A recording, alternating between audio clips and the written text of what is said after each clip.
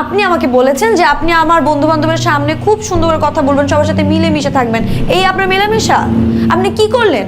সবার সামনে আমাকে একদম হেট করে দিলেন আমার মাথাটা। সবাই কি ভাবলো?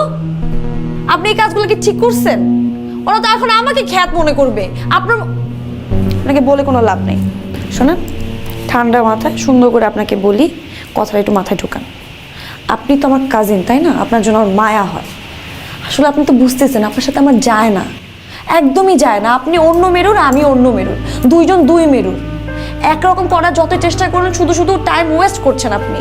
আপনি আর 2 মাস আছেন না বাংলাদেশে, এই 2 মাস আপনি সুন্দর আপনার মন মতো, আপনি যেরকম খ্যাত ওরকম একটা খ্যাত মেয়েকে খুঁজে সুন্দর একটা সংসার করেন। আমার সাথে আপনার যায় না। আপনি কি কষ্ট পাইছেন? পান নাই। আমি কিন্তু একদম যেটা রিয়েল কথা সেটা আপনাকে বলছি। হ্যাঁ, শুধু শুধু কষ্ট করে লাভ নাই। ওকে, আইসেন না পিছে।